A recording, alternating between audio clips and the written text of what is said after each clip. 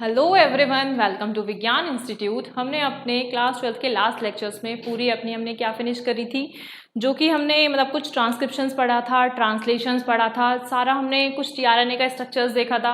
अब ये हमने अपनी पूरी मॉल बायो फिनिश कर ली थी। ठीक है, अब हम अपना क्या करते हैं, नेक्स्ट हमारा चैप्टर है जो कि हमारा क्या है, ह्यूमन हेल्थ एंड डिसीज़ है। तो पहले हम डिसीज़ पढ़ने से पहले हम क्या करते हैं, ह्यूमन हेल्थ के बारे में थोड़ा सा देख लेते हैं। हेल्थ क्या होता है अकॉर्डिंग टू WHO क्या है, World Health Organization. World Health organisation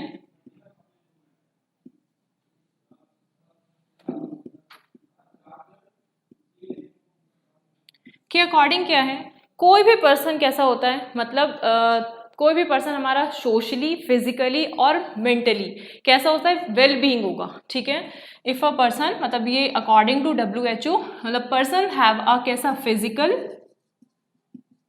social and mental, मतलब वो माइंड से थोड़ा सा फिजिकली भी फिट हो और सोशली भी फिट हो और मेंटली भी कैसा हो, फिट हो, या हम बोल सकते हैं उसको वेल बीइंग हो। वो हमारा कैसा हो सकता है, वो एक ऐसा हेल्थ, मतलब उसकी एक अच्छी हेल्थ हो सकती है और वो एक हेल्दी पर्सन कहला सकता है। ठीक है, एक आता है, हम यहाँ पे अब डिसीज फ्री पढ़ेंगे कि मतलब कोई जो पर्सन है वो डिसीज फ्री है, या फिर कोई पर्सन हमारा डिसीज वाला बंदा है, तो क्या वो बोल सकते हैं कि वो एक हेल्दी पर्सन है? नहीं। ठीक है, कभी कभी ऐसी कंडीशंस हो जाती हैं, मे बी उसमें डिसीज नहीं है, मतलब वो अब्सेंस ऑफ डिसीज है, बट ये बोल सकते हैं कि क्या वो हेल्दी पर्सन है? मे बी वो फिजिकली फिट ना हो, मे बी वो सोशली इतना ज्यादा इंटरेक्शन ना रखता हो, तुम उसको ये तो नहीं बोल सकते ना कि उसमें डिसीजेज है। नहीं, उसमें क्या है, वो हेल्दी पर्सन नहीं है। बस किसको लेके, क्योंकि वो ज्यादा सोशली इंटरेक्शंस नहीं करता, उसमें ज़्यादा मतलब जो माइंड को लेके जो मतलब एक कैपेसिटी होती है या फिर काम करने की इतनी कैपेसिटी होती है, वो उतना नहीं कर पा रहा। ठीक है, अपनी एज के अकॉर्डिंग, तो बोल सकते हैं कि वो एक हेल्दी नहीं है। ठीक है, ये हमारी जो हेल्थ होती है, अभी हमने पढ़ा कि WHO के अकॉर्डिंग हमारी मतलब फिजिकल, सोशल और वेलबींग, मतलब एज अ मेंटलिटी क्या होनी चाहिए, वेलबींग होना चाहिए। ठीक है, इसके बाद हम देख रहे हैं कि health is affected by, health जो होती है हमारी किसके थ्रू अफेक्टेड होती है। फर्स्ट हमारी जो अफेक्ट हो सकती है, मे बी कुछ ऐसे जेनेटिक डिसऑर्डर हो सकते हैं। क्या हो सकते हैं? First is genetic disorder. ठीक है, सेकेंड जो होती है, जो हमारी हेल्थ को अफेक्ट करती है, वो क्या होती है, कुछ हमारी ऐसी डेफिशिएंसीज हो सकती हैं। क्या होती है हमारी? डेफिशिएंसीज। डेफिशिएंसीज होती हैं। ठीक है, किसको लेके? विटामिन्स को लेके या फिर न्यूट्रिशंस को लेके। विटामिन्स एंड न्यूट्रिशंस, मतलब जैसे अगर हमारी डाइट में कुछ ऐसे न्यूट्रिएंट होंगे या कुछ ऐसे विटामिन्स होंगे जो हमारी बॉडी के लिए असेंशियल होंगे, बट उनकी रिक्वायरमेंट हमारी बॉडी में फुलफिल नहीं होगी, तो क्या होगा? तो डेफिशिएंसी कॉज हो जाएगी। ठीक है, थर्ड वन इज क्या होगा? लाइफस्टाइल। लाइफस्टाइल मीन्स यहाँ पे लाइफस्टाइल में जो हम अपनी बॉडी में इनटेक कर रहे हैं of which substances as like a contaminated food. जैसे सपोज अगर हम कोई भी कंटामिनेटेड फूड अपनी बॉडी में हम इनटेक करते हैं, कंटामिनेटेड फूड एंड वाटर, तो इसके थ्रू भी हमारी क्या होती है, जो एक हेल्थ होती है वो अफेक्ट होती है। तो ये हमारे 3 रीजन है। फर्स्ट इज हमारा जेनेटिक डिसऑर्डर जो कि अफेक्ट करता है हमारी हेल्थ को, जो कि डिसीज कॉज कर सकता है। नेक्स्ट डेफिशिएंसी की वजह से होता है, मे बी विटामिन की डेफिशिएंसी भी हो सकती है और न्यूट्रिएंट की भी डेफिशिएंसी हो सकती है। ठीक है, थर्ड वन इज हम अपनी लाइफस्टाइल में, अपने लाइफ टाइम में कुछ ऐसी सब्सटेंसेस को इनटेक कर लेते हैं जो कि हमें सपोज अगर एक बैलेंस डाइट लेनी चाहिए, उसके थ्रू हमारे क्या होता है, जितने भी सारे हमारे न्यूट्रिएंट्स होते हैं या विटामिन्स होते हैं वो हमारी बॉडी के लिए रिक्वायर्ड है, बट वो हम नहीं ले पा रहे, तो हम यहाँ पे क्या, हम हेल्थी पर्सन कहलाएंगे? नहीं। क्यों? क्योंकि हमारी बॉडी को जिस न्यूट्रिएंट की, जिस विटामिन की जरूरत है वो हम अपनी बॉडी में ले ही नहीं रहे हैं। ठीक है, तो हम वहाँ पे कैसे हो जाएंगे? अनहेल्दी हो जाएंगे। ठीक है, तो वहाँ पे हम हमारी हेल्थ को एक जो ये न्यूट्रिएंट्स है वो कैसा कर देगा? अफेक्टेड कर देगा। ठीक है, उसके बाद अब हम देखते हैं इसको हम मतलब how it is achieved by, हम इसको किस तरीके से हम अचीव कर सकते हैं।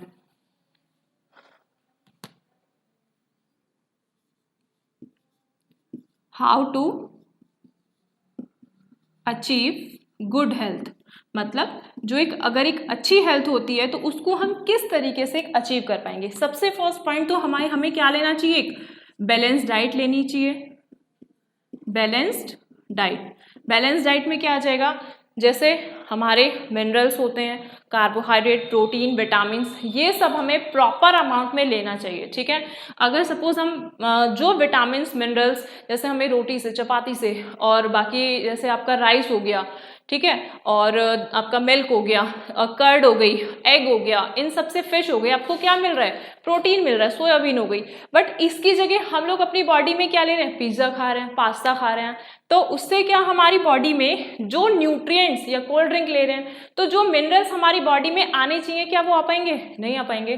तो ये हमें क्या करना पड़ेगा, हमें अपनी डाइट में ऐसा बैलेंस डाइट लेनी पड़ेगी जिससे हम अपनी जो हमारी लाइफ है, या जो हमारी हेल्दी लाइफ है, जिसको हम इजीली से हम सर्वाइव कर सकें, उसको बेटर बनाने के लिए, उसको अच्छे गुड बनाने के लिए क्या करना पड़ेगा, बैलेंस डाइट लेनी पड़ेगी। Second, proper disposal, proper disposal of waste material. जितने भी जो भी हमारे वेस्ट मटेरियल्स होते हैं जो ऐसा क्या कॉज करते हैं, पोल्यूशन कॉज करते हैं, हमें उनका क्या करना चाहिए, प्रॉपर डिस्पोज कर देने चाहिए, ठीक है, जो कि हमारी बॉडी को इजीली से क्या नहीं कर सके, अफेक्ट ना कर सकें, ठीक है। थर्ड वन इज क्या होना चाहिए, awareness of the disease, awareness of disease, कि कोई भी जो डिसीजेज होती है उसको लेके हमें क्या होना चाहिए, अवेयरनेस होना चाहिए। ऐसा ना हो कि जैसे सपोज अगर हमें कोई भी सिम्टम्स ऐसे शो हो रहे हो कि अभी हमें फीवर हो रहा हो, कफ हो रहा हो, तो हम 2 से 3 दिन ऐसे ही टाइम पास कर दें, हमें लगे कि हाँ भाई ठीक है, हम अपने घर पे बैठे बैठे ठीक हो जाएंगे, बट ऐसा तो नहीं होगा जब तक हम उसके लिए एकदम क्या नहीं लेंगे, एक प्रिकॉशंस नहीं लेंगे, एक अच्छे से एक हम उसके लिए मेडिसिन नहीं लेंगे, तो हमारी वो और ज़्यादा ऐसा हो सकता है कि वो हमारी बॉडी को बहुत ज़्यादा अपने जो बाहर से जो मैक्रोफेजेस आए हुए हैं, या फिर आप बोल सकते हो जो बाहर से ऐसे बैक्टीरिया या वायरस आए हुए हैं जिन्होंने आपकी बॉडी को क्या किया हुआ है, एकदम मतलब इन्फेक्ट किया हुआ है, ठीक है। तो वो एक टाइम ऐसा आएगा कि आप उसकी क्योर नहीं कर पाओगे। क्यों? क्योंकि आपने स्टार्टिंग में तो ध्यान दिया नहीं, मतलब अवेयरनेस तो थी नहीं आपको इस चीज को लेके कि सपोज अगर हमें कोई भी सिम्टम शो हो रहे हैं तो आपने वो चीज मतलब कुछ टाइम के लिए टाल दी, ठीक है। तो फर्स्टली हमें क्या करना चाहिए, बैलेंस डाइट लेना चाहिए। सेकेंडली प्रॉपर डिस्पोजल होना चाहिए ऑफ द वेस्ट मटेरियल का। एंड थर्डली हमें awareness of the disease. Awareness of disease में यहाँ भी हमारा क्या आ जाएगा कि हमें वैक्सीनाइजेशंस करना चाहिए या इम्यूनाइजेशंस। वैक्सीनाइजेशंस और इम्यूनाइजेशंस मतलब बहुत सारे हमारे बॉडी में फंक्शंस ऐसे होते हैं जो कुछ हमारी इम्यूनिटी को अच्छा रखते हैं या फिर बिल्डअप करते हैं, एक एज अ स्ट्रॉन्ग लेवल पे लेके जाते हैं, ठीक है। तो फर्स्ट जैसे हमारा है वैक्सीनाइजेशन। वैक्सीनाइजेशंस में क्या होता है, मतलब इम्यूनाइजेशंस, इसको आप इम्यूनाइजेशंस ही बोल सकते हो। वैक्सीनाइजेशंस और इम्यूनाइजेशंस मतलब एक वैक्सीन लेना, और इम्यूनाइजेशंस मतलब अपनी जो बॉडी में हमारी इम्यूनिटी होती है उसके लेवल को बिल्डअप करना, हाई बनाना। क्यों बनाना? क्योंकि बाहर से जो भी एंटीजेंस आए हैं, बाहर से एंटीजेंस का मीनिंग ही क्या होता है, मतलब foreign bodies. Foreign bodies means जो बैक्टीरिया या वायरस हमारी बॉडी में एंटर करे हैं, ठीक है, वो क्या करते हैं, हमारी बॉडी को हार्म करते हैं, इन्फेक्ट करते हैं। तो उनसे क्या करना, प्रिकॉशंस करना, ठीक है, बाय द मतलब कुछ भी एंटीबायोटिक लेकर, ठीक है। तो वो हमारा क्या हो गया, इम्यूनाइजेशंस और वैक्सीनेशंस। इसी में सेम है, हम क्या कर सकते हैं, disposal of the waste materials कर सकते हैं इस तरीके से। तो यहाँ पे हमारा एक हेल्थ को लेके ये एक टॉपिक फिनिश हुआ। अब हम देखते हैं अपना फर्स्ट कि डिसीज क्या होता है। कि डिसीज जो होती है मतलब इट इज, हम बोल सकते हैं it is a characteristic which is a मतलब 1 और 2 कैरेक्टरिस्टिक होते हैं आज शोन होते हैं ऑन आवर बॉडी, हमारी बॉडी पे, ठीक है। मतलब कुछ 1 और 2 ऐसे कैरेक्टरिस्टिक होते हैं, या आप इसको सिम्टम्स भी बोल सकते हो, ठीक है, जो कि डिसीजेस के हमारी बॉडी पे हमें शो होते हैं, ठीक है। इसमें आपकी जो डिसीजेस होती है वो कैसी होती है, वो 2 टाइप की होती है। First is called communicable, communicable, and second होती है आपकी नॉन कम्युनिकेबल। जो कम्युनिकेबल होती है उसको हम क्या बोल सकते हैं, इन्फेक्शियस ही बोल सकते हैं, इन्फेक्शियस। ठीक है, ये हमारी नॉन इन्फेक्शियस। उसके बाद आप देखिए यहाँ पे कम्युनिकेबल मतलब जो ट्रांसमिट हो जाती है, which disease are transmitted from the one person to another person by the communications के थ्रू एक पर्सन से दूसरे पर्सन में हमारी ट्रांसफर हो जाए। जैसे टीबी हो जाएगा इसमें फर्स्ट, सेकेंड जो है HIV, ठीक है, निमोनिया इस तरीके से कॉज हो सकता है।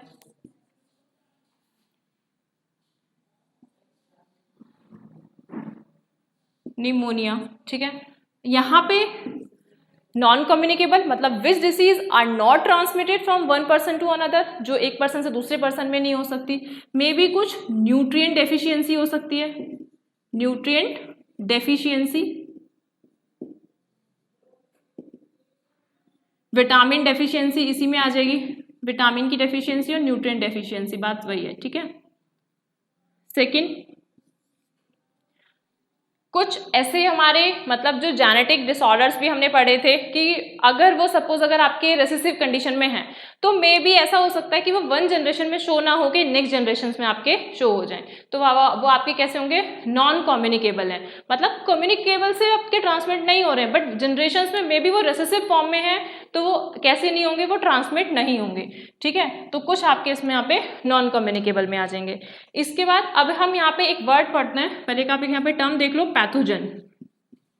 पैथोजन, पैथोजन क्या होता है, पैथोजेंस मतलब विच कॉज अ डिसीज, जो क्या कॉज करता है, डिसीज कॉज करता है, which cause a disease is called a pathogen.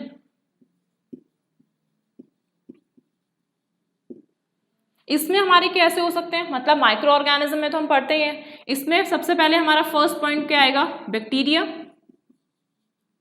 Virus, second हमारा क्या आएगा, सेकंड पॉइंट है हमारा वायरस, वायरसेस मतलब बहुत सारे वायरसेस हो जाएंगे, ठीक है, सिंगल में हम वायरस बोलते हैं। उसके बाद थर्ड वन हमारा क्या हो जाएगा इसमें, ये आ जाएगा आपका फंजाई, और फोर्थ पॉइंट आ जाएगा यहाँ पे आपका कुछ अमीबाज होते हैं, मतलब अमीबा जो डिसेंट्रीज कॉज करते हैं ना, अमीबा, ठीक है। उसके बाद यहाँ पे आपके कुछ क्या आ जाएंगे, हेलमिंथीज। हेलमिंथीज में हम कौन कौन से हेलमिंथीज पढ़ेंगे यहाँ पे, मतलब वॉचेरियाज होगा, राउंड वर्म्स होंगे, फाइलोरिसिस, एस्केरेसिस, कुछ ऐसे ये डिसीजेज कॉज करते हैं, वर्म्स होते हैं, ठीक है। तो ये हमारे क्या है, pathogens which causes a disease, 1 marks के लिए ध्यान रखना कि पैथोजेंस क्या होते हैं, which cause a disease cause करते हैं, कॉल्ड पैथोजन कहलाते हैं।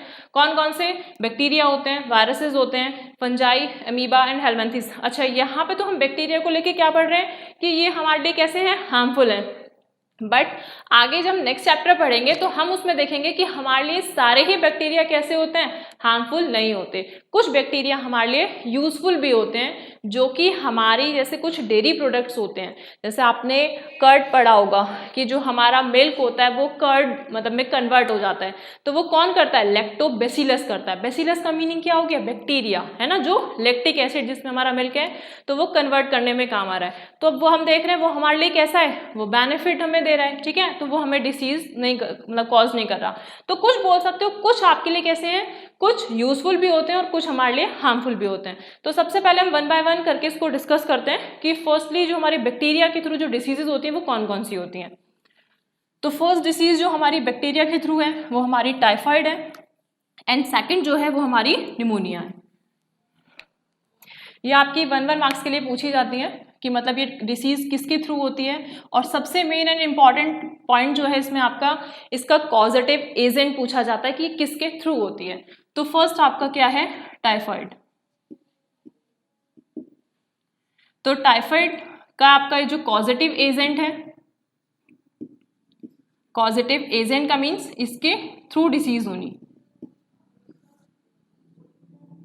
Salmonella typhi, Salmonella typhi. एक तो आपका इसका नाम ध्यान रखना है, ठीक है। उसके बाद आपको इसमें क्या ध्यान रखना है, इसमें आपको ध्यान रखना है इसका टारगेट ऑर्गेन, ये किस ऑर्गेन को अफेक्ट करता है, टारगेट ऑर्गेन, टारगेट ऑर्गेन। तो इसका टारगेट ऑर्गेन कौन सा है, पहले तो स्टमक होगा, देन उसके बाद इंटेस्टाइन होगा। फर्स्टली कौन सा होगा आपका, स्टमक, देन इंटेस्टाइन। ये कैसे करेगा, इसमें आप ये ध्यान रखिए mode of transmissions, mode of transmission का मीन्स होता है किस तरीके से ये ट्रांसमिट होता है, कैसे ट्रांसफर हो रहा है। जैसे सपोज जो सैल्मोनेला टाइफी है वो क्या करेगा, कुछ मतलब ऐसे इन्फेक्टेड एरियाज होते हैं या फीकल एरियाज मतलब जो फीसीज वाले एरियाज होते हैं, वहाँ पे क्या करते हैं, वहाँ पे आके स्टिक करेंगे, वहाँ पे बैठेंगे, देन वहाँ से क्या कर देंगे, ये ओरल्स के थ्रू मतलब फीकल ओरल मैथड्स के थ्रू ये ट्रांसफर हो जाते हैं। और कहाँ पे आते हैं ये, आप बोल सकते हो यहाँ पे फीकल ओरल मेथड से, ठीक है, या एरिया भी बोल सकते हो आप इसमें, यहाँ पे एरिया के थ्रू क्या होते हैं, ये स्टमक में आते हैं। स्टमक में आने के बाद ये ट्रांसफर हो जाते हैं कहाँ पे, इंटेस्टाइन में। इंटेस्टाइन में आने के बाद इंटेस्टाइन में अपना क्या करने लगते हैं, ये प्रोलिफरेशंस करने लगते हैं। प्रोलिफरेशंस मतलब अपने जो इसके नंबर ऑफ सेल्स होते हैं उनको इंक्रीज करने लगते हैं, ठीक है। वहाँ पे जाने के बाद फिर ये ब्लड में ट्रांसफर हो जाते हैं। जब ब्लड में ट्रांसफर हो जाते हैं तो ब्लड में ट्रांसफर होने के बाद ब्लड उन्हें ऑल पार्ट्स ऑफ ऑर्गन में क्या कर देता है, ट्रांसफर कर देता है। तो ये क्या था इसका मोड ऑफ ट्रांसमिशन, कि किस तरीके से और कौन कौन से पार्ट को इसने अफेक्ट किया। पहले स्टमक को किया, इंटेस्टाइन को किया, देन ऑल ऑर्गन में जाके ये चला गया, ठीक है। उसके बाद इसके सिम्टम्स पूछे जाते हैं कि सिम्टम्स कौन कौन से होते हैं इसमें। सिम्टम्स, तो सिम्टम्स में इसमें क्या होगा, सबसे पहले तो फीवर कॉज होता है, फीवर, हेडेक। उसके बाद loss of appetite, loss of appetite. Loss of appetite का मीन्स क्या होता है, जैसे सपोज ये आपके बॉडी में अगर सैल्मोनेला टाइफी आ जाता है तो ये एक्ट करता है एज अ एंडोपैरासाइट की तरह। एंडोपैरासाइट मतलब कि अंदर से जाके आपका न्यूट्रिशन लेता है। हमने पैरासाइट पढ़े हुए हैं, पैरासाइट मतलब जो एक होस्ट की बॉडी पे जाके न्यूट्रिशन लेता है। अब जो हमारे पैरासाइट होते हैं ना वो भी टू टाइप्स के होते हैं, एक एक्टो होता है, एक एंडो होता है। एक्टो मतलब जो आउटर सरफेस पे रहेगा और एंडो मतलब जो इनर सरफेस पे जाके न्यूट्रिशन लेता है, ठीक है। तो ये एपेटाइट मतलब भूख को कम कर देते हैं, क्यों, क्योंकि सारा न्यूट्रिशन हमारी बॉडी से खुद लेना शुरू कर देते हैं। तो लॉस ऑफ एपेटाइट, भूख कम लगती है इसमें, तो ये इसका क्या है, सिम्टम है, ठीक है। इसके बाद एक ये ध्यान रखना, इसका मतलब ट्रीटमेंट कैसे किया जाता है। ट्रीटमेंट, इसके लिए एक वाइडल टेस्ट किया जाता है। क्या किया जाता है, वाइडल टेस्ट। ये पूछा जाता है, 1 मार्क्स के लिए इंपॉर्टेंट है कि टाइफाइड को रिकॉग्नाइज करने के लिए या आइडेंटिफाई करने के लिए कौन सा टेस्ट किया जाता है, वाइडल टेस्ट किया जाता है। इससे पता लगाया जा सके कि टाइफाइड कॉज हो रहा है, ठीक है। तो बस आपको 2-4 चीजें याद करनी है। सभी में आपको ये पता होना चाहिए कि बैक्टीरिया टाइफाइड है, किसके थ्रू कॉज हो रहा है, पॉजिटिव एजेंट कौन है, सैल्मोनेला टाइफी है। टारगेट ऑर्गन्स कौन सा है, स्टमक है, इंटेस्टाइन है, ऑल ऑर्गन्स को अफेक्ट करेगा धीरे धीरे। Mode of transmission faecal oral method से या फीकल ओरल पोर्शन से या एरिया से ट्रांसमिट होगा। पहले स्टमक में, इंटेस्टाइन में, देन धीरे धीरे ऑल पार्ट ऑफ ऑर्गन्स में ट्रांसमिट हो जाएगा। सिम्टम्स, फीवर होगा, हेडेक होगी, लॉस ऑफ एपेटाइट कॉज होने लगेगा। और ट्रीटमेंट कैसा होगा, इसका वाइडल टेस्ट होगा, ठीक है। उसके बाद अब हम इसमें ही पढ़ते हैं नेक्स्ट, निमोनिया। निमोनिया में क्या होता है, निमोनिया में भी हमें सेम यहाँ पे पढ़ना है कि पहले पॉजिटिव एजेंट पढ़ना है। ये भी हमारा किसके थ्रू होगा, बैक्टीरिया के थ्रू ही होगा निमोनिया। ये किसके थ्रू होता है आपका निमोनिया, स्ट्रेप्टोकोकस निमोनियाई के थ्रू। किसके थ्रू होता है, स्ट्रेप्टोकोकस निमोनिया, ठीक है। स्ट्रेप्टोकोकस निमोनिया हो गया, या फिर आप इसको बोल सकते हो हेमीफिलस इन्फ्लुएंजा। हेमीफिलस इन्फ्लुएंजा ये इसका सेकेंड नेम है, ठीक। इसका ये पॉजिटिव एजेंट हो गया यहाँ पे निमोनिया का। उसके बाद आप देख रहे हो टारगेट ऑर्गन्स, ये किसको अफेक्ट करता है, निमोनिया कॉज हो जाता है। दैट मीन्स यहाँ पे ये जो रेस्पिरेटरी होती हैं या फिर रेस्पिरेटरी ट्रैक या फिर आप बोल सकते हो एल्वियोलाई, इसका टारगेट ऑर्गन्स कौन होता है, एल्वियोलाई होता है। और रेस्पिरेटरी ट्रैक, रेस्पिरेटरी ट्रैक्ट, ठीक है।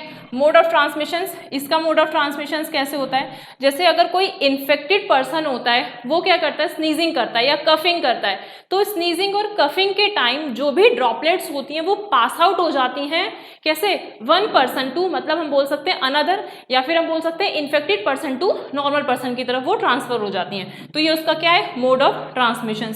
या फिर हम इसमें ये भी बोल सकते हैं कि यूजेज ऑफ यूटेंसिल, यूटेंसिल या फिर आप उसको ग्लास बोल सकते हो ऑफ इन्फेक्टेड पर्सन का, मतलब जो एक नॉर्मल पर्सन अगर इन्फेक्टेड पर्सन का अगर ग्लास यूज करे या यूटेंसिल यूज करे तो उसके थ्रू भी उसकी जो ड्रॉपलेट्स होती हैं वो क्या होती हैं, जो एक नॉर्मल पर्सन में वो ट्रांसफर हो जाती हैं, ठीक है।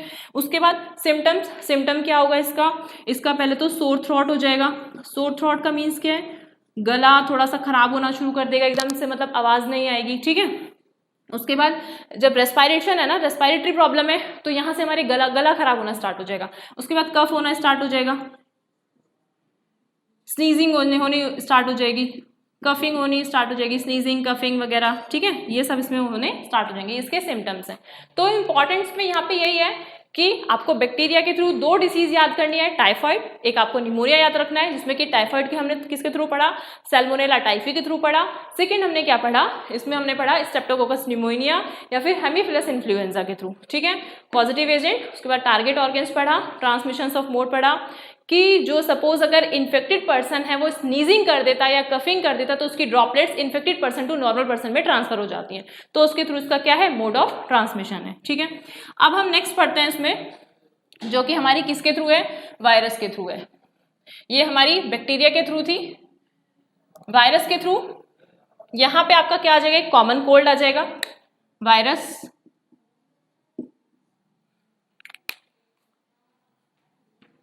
वायरस के थ्रू कौन सी डिसीज होगी, वायरस के थ्रू इसमें हम यहाँ पे एक ही डिसीज पढ़ेंगे। फर्स्ट हमारी कौन सी होगी, कॉमन कोल्ड। ये आपकी किसके थ्रू होगी, कॉमन कोल्ड है तो एक राइनो वायरस होता है, ये उसके थ्रू कॉज होता है, राइनो वायरस, मतलब इसका पॉजिटिव एजेंट ये हो गया राइनो वायरस, ठीक है। उसके बाद टारगेट ऑर्गन्स, अब हमें पता है कॉमन कोल्ड है ना, तो टारगेट ऑर्गन्स क्या होगा, मतलब पूरी बॉडी टेम्परेचर होगी, धीरे धीरे क्या करना शुरू कर देगा, फीवर करना शुरू कर देगा। तो ये इसमें आपके क्या आ जाएंगे, इसमें सिम्टम्स आ जाएंगे, फीवर होना शुरू हो जाएगा, ठीक है, और आपका इसमें फीवर हो जाएगा, हेडेक होगा,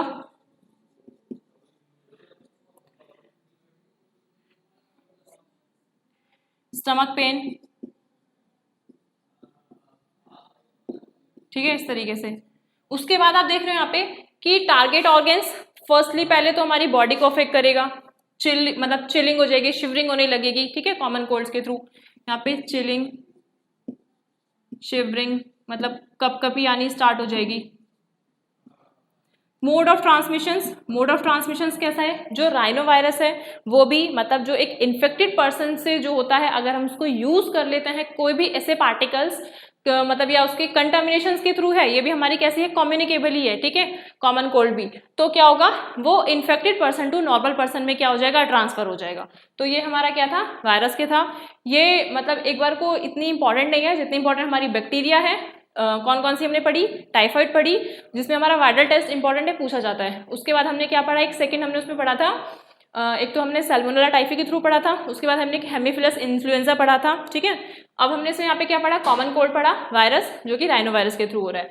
इसके बाद सेकंड आप देखेंगे यहाँ पे कुछ प्रोटोजुआ मतलब कुछ डिसीजेज ऐसी होंगी जो प्रोटोजुआ के थ्रू कॉज्ड होंगी। जैसे आपको पता है प्लाज्मोडियम मलेरिया,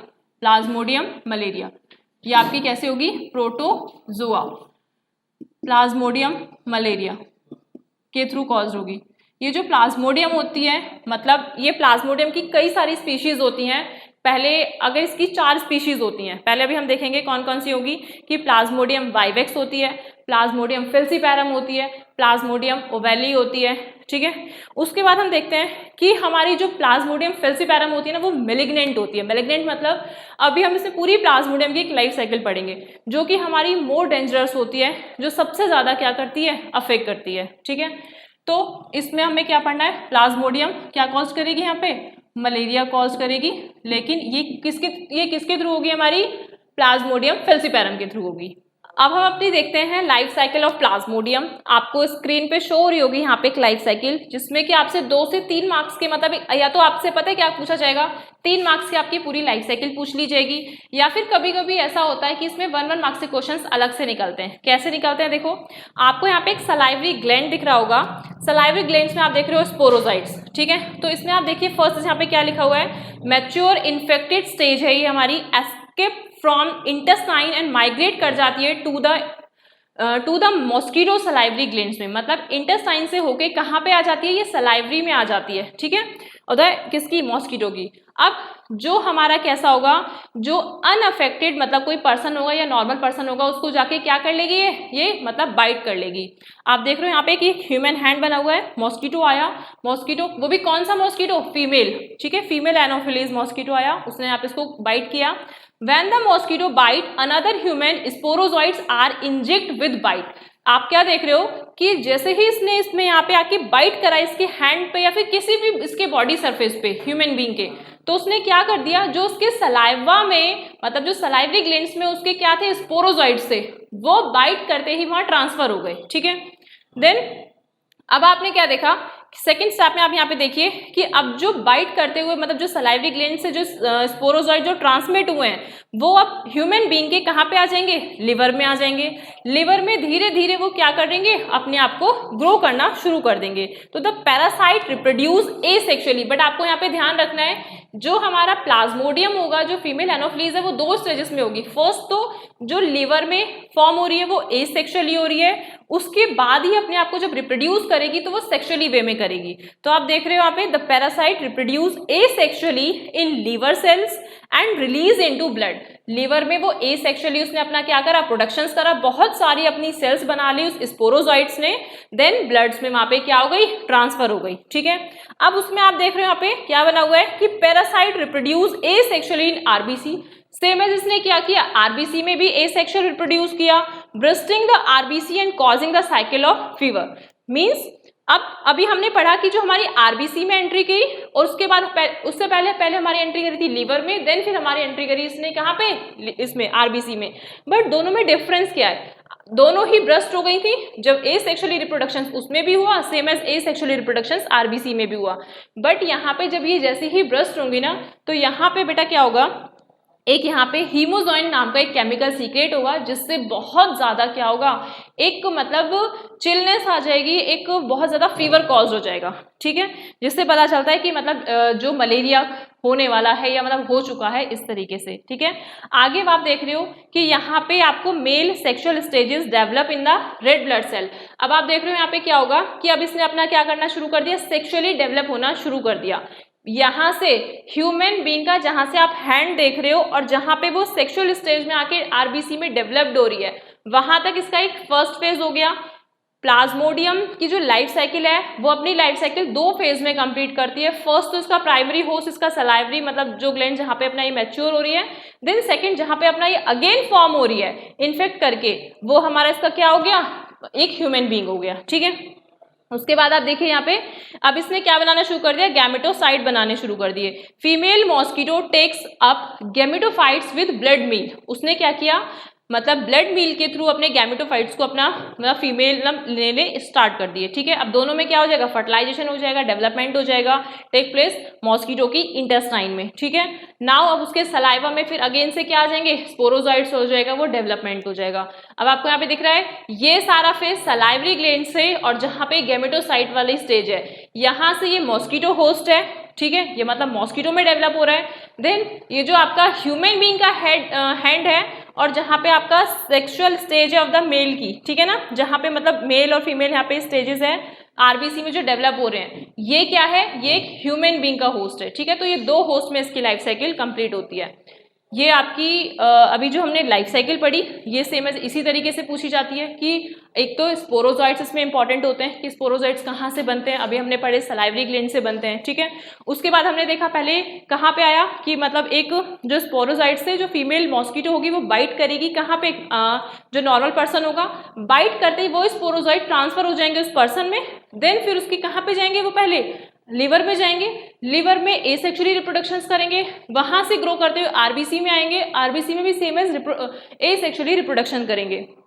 बट यहाँ से फिर एक क्वेश्चन अराइज होता है कि एसेक्सुअली रिप्रोडक्शन करने के बाद यहाँ से जब ये आरबीसी ब्रस्ट होती है तो क्या होता है, हीमोजोइन नाम का एक केमिकल सीक्रेट होता है जिसके थ्रू ही क्या कॉज होती है, एक मतलब चिलिंग कॉज होती है, चिल आती है, जिससे बहुत ज्यादा मतलब एक टेम्परेचर जो होता है वो 39 to 40 डिग्री सेंटीग्रेड टेम्परेचर बढ़ जाता है, जिससे फीवर होना स्टार्ट हो जाता है। ठीक है, उसके बाद आप देख रहे हो वहाँ पे वो सेक्सुअली मैच्योर हुए, गैमेटोसाइट हुआ, देन फिर अपना उसने इंटेस्टाइन में डेवलपमेंट अपना शुरू कर दिया, देन फिर अपना वहाँ पे वो सलाइवरी ग्लैंड्स में स्पोरोजाइट्स का फॉर्मेशन हो गया। तो इससे हमारे क्या होते हैं, इसके होस्ट पूछ लिए जाते हैं कि दो होस्ट होते हैं, इसका मॉस्किटो होस्ट और एक ह्यूमन बींग वाला होस्ट। ठीक है, तो यहाँ पे हमारी एक लाइफ साइकिल फिनिश हुई, जो कि आपको ध्यान कैसे रखनी है कि ये हमारी क्या है, प्लाज्मोडियम फेल्सीपेरम, प्लाज्मोडियम फेल्सीपेरम।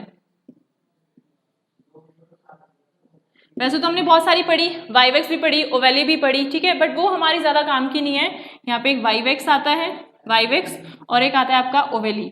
ठीक है, बट हमारी इंपॉर्टेंट ये है जो कि मेलिग्नेंट होती है, जो कि मोर लीथल होती है, मोर डिसीज कॉज करती है। यहाँ पे हमारी फिनिश हुई। नेक्स्ट अब हम अपनी देखते हैं यहाँ पे कि जो हमारी अमीबा होती है वो कौन सी डिसीज कॉज करती है।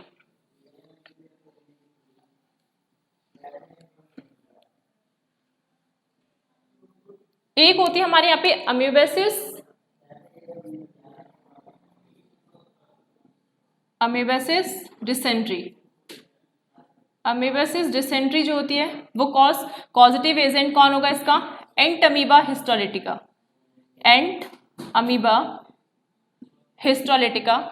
इंपॉर्टेंट है, पूछा जाता है, 1 मार्क्स के लिए भी पूछ लेते हैं इसका पॉजिटिव एजेंट इसका। ठीक है, उसके बाद टारगेट ऑर्गेन्स, इसका टारगेट ऑर्गेन्स क्या होगा, जब डिसेंट्री कॉज कर रही है, मतलब लूज स्टूल वगैरह होंगे, या फिर ऐसा भी हो सकता है कॉन्स्टिपेशन भी हो सकता है, एब्डोमिनल पेन, स्टमक पेन, ये सब इसके क्या होंगे, टारगेट ऑर्गेन्स तो हैं ही, उसको अफेक्ट तो कर रहे हैं, साथ साथ उसके सिम्टम्स हैं।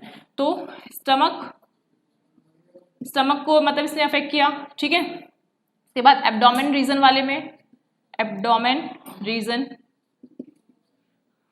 देन हमने इसमें सिम्टम्स क्या क्या पढ़े, सिम्टम्स क्या है इसके, सिम्टम्स हैं इसके यहाँ पे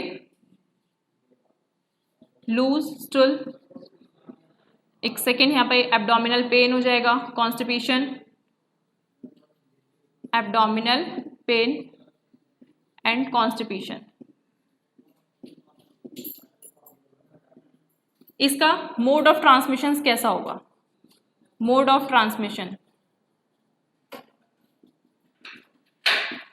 इसका मोड ऑफ ट्रांसमिशन क्या होगा, जो मॉस्किटोज होते हैं, मतलब जो ऐसे मॉस्किटोज की जैसे जो लार्वाज होते हैं वो क्या करते हैं, जैसे कुछ कैरियर्स होते हैं या वेक्टर्स होते हैं जो one parts to another parts में ट्रांसफर हो जाते हैं। सेम एज ये भी क्या करेंगे, जो फीकल मैटर होगा उस पर जाके मतलब स्टिक कर जाएंगे, और जो कंटामिनेटेड फूड वगैरह होगा उसको जाके क्या कर देंगे, अफेक्ट कर देंगे। ठीक है, और हम ये भी बोल सकते हैं कि वो कंटामिनेटेड फूड उसी से तो कॉज होता है, जो कंटामिनेटेड फूड वो खा लिया जाता है या कंटामिनेटेड वाटर पी लिया जाता है, जिससे क्या हो जाती है, अमीबेसिस डिसेंट्री कॉज होती है। ठीक है, इसके बाद नेक्स्ट यहाँ पे हमारा क्या आता है, एक अब हम स्टार्ट करते हैं एस्केरिसिस, जिसका कॉजेटिव एजेंट आगे हमारे कुछ वॉचेरियाज हैं, कुछ राउंड वॉर्म्स होते हैं। ठीक है, यहाँ पे इसमें क्या होता है, टारगेट ऑर्गेन्स, इसका भी क्या होता है, मतलब एब्डोमिनल रीजन ही होता है यहाँ पे इसका भी। उसके बाद आप यहाँ पे देख रहे हो इसमें मोड ऑफ ट्रांसमिशन कैसा होगा कि जो इसके एग ऑफ स्पोरोजाइट्स, मतलब इसके जो एग होंगे ऑफ द पैरासाइट्स के, हमारा कैसा एक पैरासाइट है। ठीक है, तो egg of parasite, egg of parasite, जो इसके पैरासाइट के जो एग होंगे वो क्या कर जाएंगे, वो जब एक्सक्री आउट करते हैं among with the faecal region पे, ठीक है, तो वहां पे वो क्या हो जाते हैं, वो ट्रांसफर हो जाता है किसमें, सॉइल वाले रीजन में। मतलब आप यहाँ पे बोल सकते हो एक्सक्रिएटेड अमंग विद फीकल हो गया, और ट्रांसमिट हो जाता है, transmit into soil, water and plant. तो वहीं से सॉइल, वाटर और प्लांट जो होते हैं, जो मतलब ह्यूमन बीइंग है, तो उसको क्या कर लेते हैं, या एनिमल है, ठीक है, तो उसको क्या कर लेते हैं, इनटेक कर लेते हैं, उस प्लांट्स के फ्रूट्स ले लिए, ठीक है।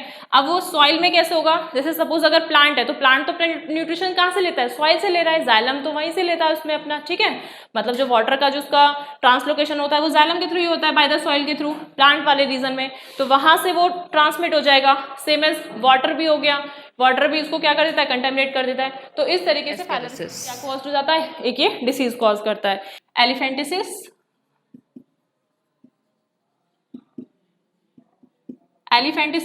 एलिफेंटिसिस क्या करती है, एलिफेंटिसिस एक हमारे जो लिम्फेटिक ऑर्गन्स होते हैं, या हम बोल सकते हैं लिम्फेटिक वेसल्स होती हैं, उसको अफेक्ट करती हैं। इसका जो टारगेट ऑर्गन्स है, ये भी आपकी सेम कॉजेटिव एजेंट्स इसकी कौन सी होंगी, वॉचेरिया ब्रोंकोफ्टी, ये आपको नाम ध्यान रखना है, ठीक है, वॉचेरिया मलाई, ठीक है। उसके बाद इसका जो टारगेट ऑर्गन्स होगा वो कौन सा होगा, लिम्फेटिक वेसल्स होगा, ठीक है, ये हो गया। उसके बाद ये इसमें क्या होता है, इसके सिम्टम्स क्या होते हैं, ये जो हमारा मतलब रीजन, जैसे हैंड वाला रीजन होता है, और ये जो हमारा लोअर लिम्स होता है, ठीक है, ये हमारे लोअर लिम्स को अफेक्ट करता है। ये बहुत ज़्यादा, जैसे एलिफेंट का एक पैर होता है ना, इतना मोटा भारी टाइप से, इस तरीके से ये फॉर्म हो जाता है, ठीक है। लोअर लिम्स कैसा हो जाता है, इंक्रीज इन साइज हो जाता है, क्या हो जाता है, इंक्रीज इन साइज, मतलब इसका जो मास होता है वो बहुत ज़्यादा एक्स्ट्रा लार्जेस हो जाता है, ठीक है। लोअर लिम्स का, हाथ का भी हो सकता है वो, सेम एज हमारा पैर का भी हो सकता है। उसके बाद अब हम इसमें एक पढ़ते हैं जो हमारी फंजाई के थ्रू होती है। फंजाई के थ्रू हमारी क्या आएगी, इसमें रिंगवॉर्म आएगी, फंजाई के थ्रू रिंगवॉर्म, फंजाई के थ्रू आएगी, कौन सी आएगी हमारी, एक डिसीज आएगी ये रिंगवॉर्म।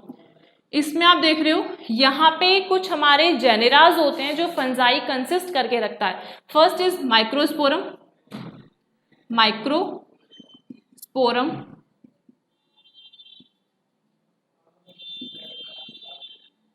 एक होता है इपिडर्मोफाइटॉन, ठीक है। ये कुछ ऐसे जेनेराज हैं किसके, फंजाई के, जो क्या करते हैं, ये कॉज करते हैं, ठीक है। एक होता है यहाँ पे ट्राइकोफाइटॉन, ये 3 स्पीशीज हैं, 3 जेनेराज हैं मतलब फंजाई की, जो क्या करती हैं, फंजाई को मतलब डिसीज कॉज करती हैं फंजाई उसमें, ठीक है। टारगेट ऑर्गन्स का क्या होता है, स्कैल्प, स्किन, हेयर। ये कैसे हो जाते हैं, ये ड्राई हो जाते हैं। जैसे आप देखते हो हमारे स्कैल्प पे जब थोड़ी सी मॉइस्चराइजेशन आ जाती है, ठीक है, तो वहाँ पे क्या होना स्टार्ट हो जाता है, वो धीरे धीरे मतलब कुछ पोर्शंस ऐसा होना स्टार्ट हो जाता है, वहाँ पे फंगस लगनी शुरू हो जाती है। क्यों, क्योंकि वहाँ पे जो हमारे कुछ फंजाई, कुछ जेनराज ऐसी वहाँ पे ग्रो करनी शुरू कर देती हैं, तो यहाँ पे हमारी ड्राई स्किन हो जाती है। कैसी होती है, ड्राई स्किन, मतलब जो हमारी स्कैल्प में जो न्यूट्रिशंस हैं वो धीरे धीरे वो अपने अंदर अब्जॉर्ब करना शुरू कर देती हैं। स्किन पे हमारी वाइटनेस आ जाती है, रफिंगनेस आ जाती है इस पे, ठीक है, वाइटनेस या रफिंगनेस बोल सकते हैं इसको हम।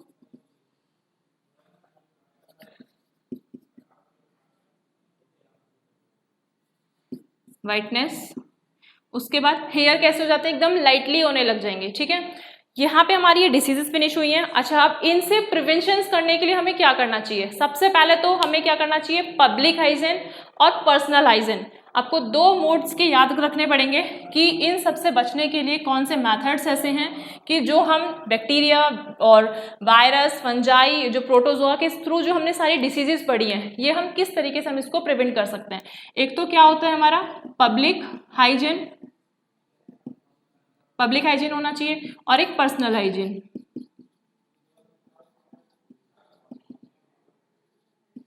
पब्लिक हाइजीनिक मतलब जैसे जो आसपास की जो लोकेलिटीज होती है, जैसे मतलब कुछ एरियाज ऐसे होते हैं वहाँ पे, जैसे पूल हो गया, ठीक है, पूल हो गया, उसके बाद कुछ पॉन्ड्स हो जाते हैं, ऐसे एरिया जहाँ पे मतलब जो हमारे मॉस्किटोज के लार्वा होते हैं वो फॉर्म होना स्टार्ट हो जाते हैं। जब वो फॉर्म होंगे तो आपको पता है वो वेक्टर की तरह काम करेंगे, ट्रांसमिशन हो जाएंगे, तो उनसे क्या होगा, डिसीज कॉज होगा। तो क्या होनी चाहिए, पब्लिक हाइजीन होनी चाहिए, साफ सफाई होनी चाहिए। इसमें एक पॉइंट आप ये भी ऐड कर सकते हो कि क्या होना चाहिए, प्रॉपर डिस्पोजल होना चाहिए ऑफ द, मतलब जो हमारे जो वेस्ट मटेरियल है या वेस्ट प्रोडक्ट्स हैं उनका क्या होना चाहिए, उनको मतलब डिस्ट्रैक्ट करना चाहिए, उनको डिस्पोज कर देना चाहिए, ठीक है। तो proper disposal of waste material, ठीक है। पर्सनल हाइजीन मतलब पर्सनल हाइजीन अपनी ही मतलब एक अच्छे से क्या करनी चाहिए, केयरिंग करनी चाहिए, प्रोटेक्टिंग करनी चाहिए। हमें कोई भी कंटामिनेटेड फूड और मतलब वाटर जो है वो इनटेक नहीं करना चाहिए, ठीक है। We can't intake of contaminated food,